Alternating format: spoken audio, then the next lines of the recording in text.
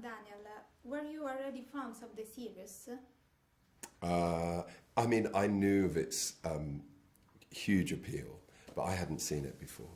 So I kind of went in blind, but was kind of happy to do that. I mean, if I had known how good the past series were, then I may not have been able to kind of have the bravery to get up and play this character. But so no, I didn't. Yeah, we didn't. No, I hadn't seen it either, and we were both too cocky to. Yeah, we just got over the watch it then. Yeah, yeah, and we read the scripts. Yeah. I think the parts were great. Really rich story, a buddy movie, coming of age story. I loved it. But so I have seen it now and am a super fan, and I'm actually really glad I hadn't at the time, because I think I would have freaked out.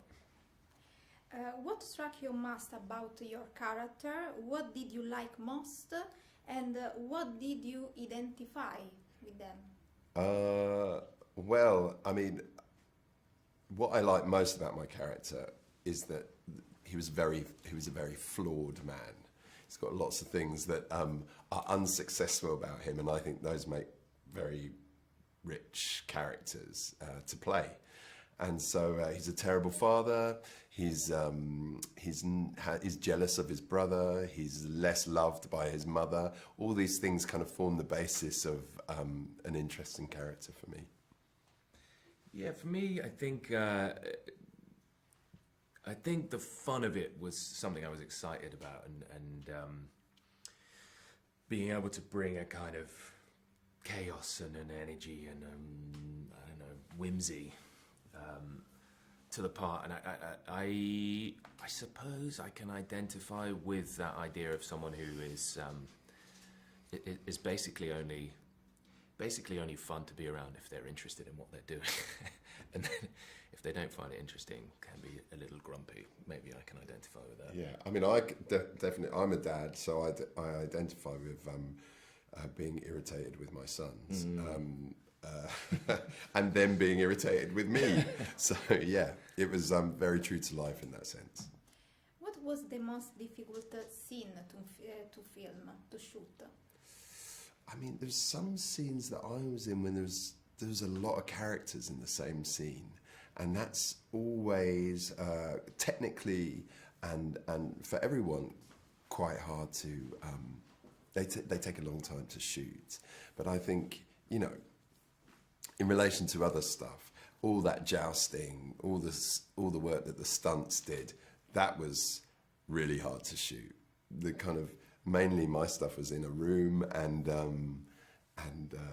so yeah, it's pretty straightforward. But also get actors on a horse, and most of the time it goes fine, but some of the time it goes disastrously wrong. So whenever the actors were on horses, that was also tricky. Yeah, I was called in last minute to do a shot of my character coming through the gates into the jousting arena, and we'd done it the day before, and we needed a close up or something. And he said, "Oh, would you mind coming in?" But it was a night shoot, so I was called into work at 4 a.m. or something. Got into all of my whatever nightly garb, and I had to come cantering through the gates with someone, a stunt woman sitting on the back side saddle, and look like confident doing it. Do you know what I mean?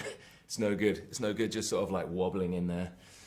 So those are the moments that you realize, like, you really have to turn on the concentration in those moments. Yeah.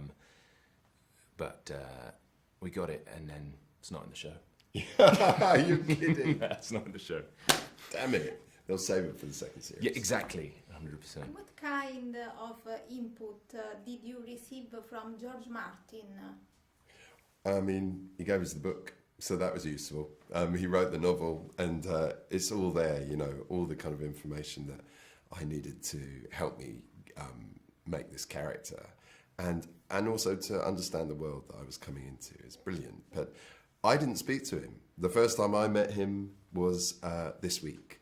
So it was too late for whatever he had to say. But luckily he had only good and positive things to say about the show. So few. Yeah, I met George on set, and he was. Oh, you did? But he came down and saw the tug of war scene.